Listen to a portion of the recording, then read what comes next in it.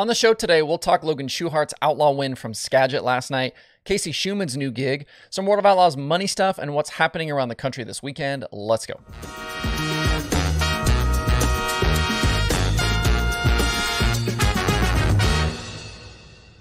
It's Friday, September 2nd. I'm Justin Fiedler. This is Dirt Tracker Daily.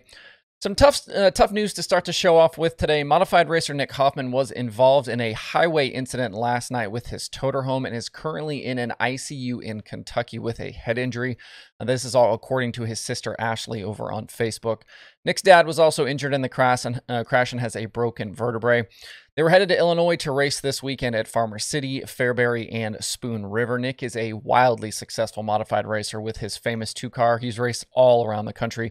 Ton of wins at Volusia with the Modified Nationals and elsewhere. Hopefully we'll get some good news regarding Nick in the coming days. If you're headed to the racetrack this weekend, whether you're a team, a driver, or a race fan, please be safe out there. It's always crazy. On to the rest of the show. We'll start with results from last night. The World of Outlaws Sprint Cars kicked off the Skagit Nationals last night with a 10,000 to win show. Logan Shoehart has had plenty of success at Skagit in the past, but he's been so up and down this season. I had a hard time, wanting to pick him to win this weekend. And just as an example, he won his prelim night at Knoxville, finished third in the Nationals, then went to Jackson and won the first show that weekend, but since then has finishes of 11th, 22nd, and 7th. And his whole 2022 has kind of been like that. He's had some really awesome stretches and then some not so good runs with a few wins kind of sprinkled in. But last night, that 1S machine was dialed in. Third quick in qualifying, a heat race win, and second in the dash set him up for a front row start. Pole sitter Brad Sweet led the first 21 laps, but Shoehart poured it on late, got by the big cow with 9 laps left, and then was able to keep the 49 at bay through lap traffic. It was Logan's fourth win of 2022, which matches his Shark Racing teammate in Jacob Allen. Donnie Schatz joined Shoehart and Sweet on the night's podium, with Carson Macedo and David Gravel rounding out the top 5. It's tough to say that a top 5 finish isn't good enough, but that's where we are right now with Gravel and Macedo. They absolutely must find ways this weekend and in the coming weeks to beat Brad Sweet on a nightly basis, or he will drive off with his 4th straight series title. I would have liked to have seen what would happen last night, too, with James McFadden.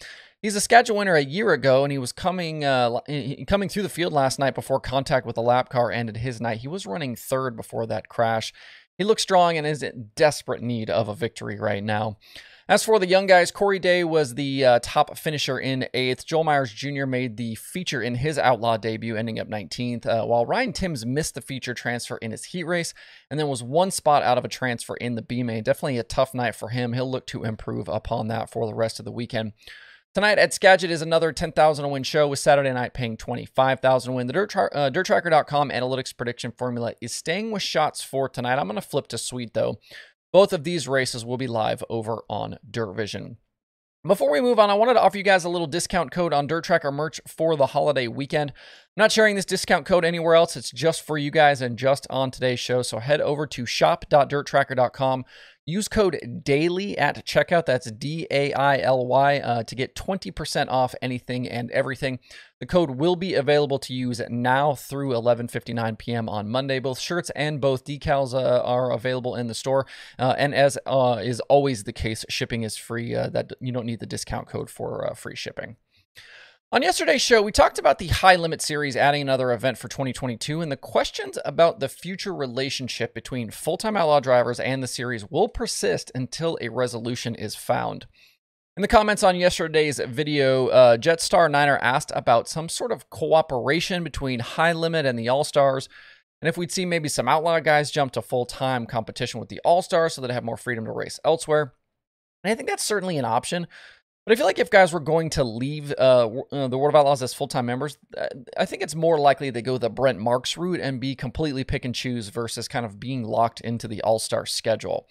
Staying on as a full-time Outlaw member, though, will continue to be very attractive. The money difference between the Outlaws and the All-Stars is pretty damn significant, and I think people forget that a lot. With the Outlaws, you'll probably get 75 races in a year, whereas it's closer to 50 with the All-Stars. And if you're further down the order with each of the series, here's an easy comparison. 12th in points with the Outlaws is worth $30,000 at season's end. It's $8,000 with the All-Stars. So 12th in points with the Outlaws, 30 grand. 12th in points with the All-Stars is 8 grand. And the standard Outlaw show is $10,000 to win and $1,000 to start, and the standard All-Star show is $6,000 to win and $550 to start. Also, I did some quick math this morning, kind of based on the publicly available numbers I could find. The new Outlaw bonus program will probably be worth nearly $40,000 this year. It's $500 a race at base. So at minimum, if you're a full-time Outlaw driver, you can earn up to earn up to $1,000 a race, but you're basically guaranteed $500 a race if you're in the top 12 in the standings. So that's $37,500 at 75 races. Add to that $30,000 for 12th in points, another $37,500 in tow money. So if you figure $500 a race in tow money. And then if you finish DFL in an Outlaw race with a standard purse, like I said, that's worth $1,000. So tack on another 75 grand. So just in purse money, points fund, tow money, and the Outlaw bonus program, a team should make at minimum about $180,000. That's $2,400 a night. And again, that doesn't include any sponsorship, contingencies, or if you happen to run better on certain nights. Now, if you're one of the top 5 or 6 guys, you'll obviously make a whole lot more between the bonus program. Further up you are kind of in the pecking order, you're going to get more tow money, plus your race winnings will be more. I think it's going to be difficult to walk away from that, that type of guaranteed money and all of those incentives to go run a handful of races elsewhere. The high limit series is really only 12 races. I do think, though, that middle ground can be found between WRG and the top guys that want to venture out periodically. In other news from World Racing Group and the Outlaws from yesterday, it was announced that Casey Schumann will take over as general manager at I-70 Motorsports Park in Missouri for the 2023 season. Schumann is currently the series director for the World of Outlaws late models and the 2 Extreme series. For next year, he will give up that role with the late models, but continue in a leadership position with the Extreme Midget and Sprint Car series. This one surprises me a bit, just because I think Schumann is really a rising star in the industry. He and wife Brooke did really good work running the War Series before they moved over to World Racing Group. And I-70 is only planning 8 to 10 big events for next season, so the work will be much smaller, and this feels like a move to allow Schumann to be home more often with his young family. I do like, though, that he's sticking around for the extreme stuff. On the flip side, the Outlaws hiring Steve Francis away from Lucas now makes a lot of sense. Francis should have no problem filling that void left by Schumann with the late model series. Other Thursday night winners included Jason Fager taking down the Herald and Review 100 at Macon. He led 62 of the 100 laps and topped Rusty Griffaw and Jamie Zidar. Only 6 of the 23 starters completed all 100 circuits. The Illinois Late Model Weekend continues with Mars shows at Farmer City, Fairbury, and Spoon River. Mike Harrison won the night's modified feature. Elsewhere around the country, there's plenty of other late model racing going on with both national tours in action this weekend before the World 100 starts at Eldora next week. Lucas Oil Late Model Dirt Series is headed to Portsmouth on Saturday for $15,000 to win, and then to Tyler County on Sunday for the Hillbilly 100. That race is $30,000 to win. Tim McCready brings a sizable 195-point lead into the weekend over Brandon Shepard. Ricky Thornton Jr. has won the past 2 visits to Portsmouth, with McCready, Davenport, Bishop, Hudson O'Neill, and Jimmy Owens all also having recent wins there. Don't expect to see Davenport this weekend, though. That team appears to be taking the next few days off to prepare for Eldora. Lucas hasn't been to Tyler County since 2019. Josh Richards won that event.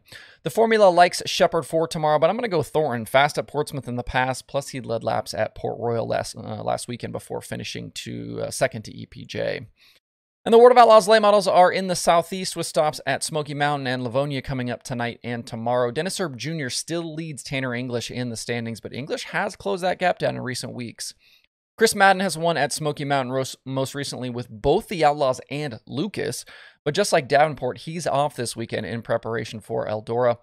Besides the Outlaws tonight, we should see Jimmy Owens, Dale McDowell, Hudson O'Neill, Corey Hedgecock, and Scott Bloomquist, among others I saw tweeted about. The prediction formula is going O'Neill for the win for tonight, but I'm going to pick Brandon Overton. Both of these Outlaw shows are on his schedule this weekend, and he'll be tough to beat, I think. Up in Ohio this weekend, the AllStars are headed to Sharon for 2 nights, $6,000 to win tonight and $12,000 to win tomorrow. We continue to watch and see if Justin Peck can really make a challenge for that championship against Tyler Courtney. I have the most recent 8 All-Star shows at Sharon in the DirtTracker.com analytics database, and we've had 8 different winners in that stretch. Christopher Bell and Cap Henry already have victories at the track in 2022.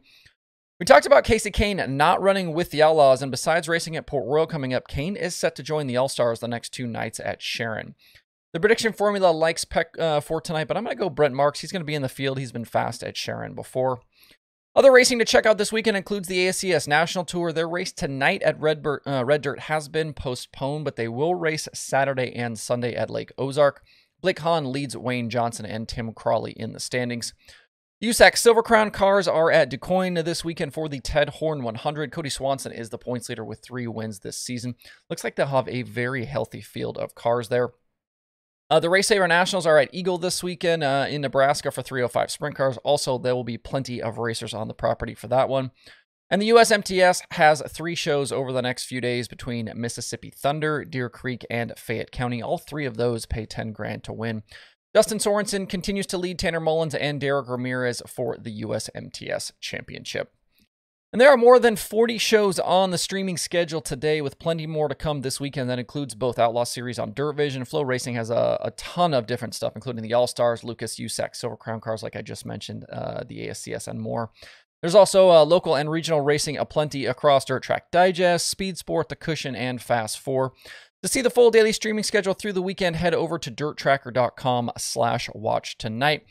That's it for the show today. Enjoy the dirt racing weekend ahead. Thanks everybody for tuning in this week. We'll be back on Monday for more Dirt Tracker Daily.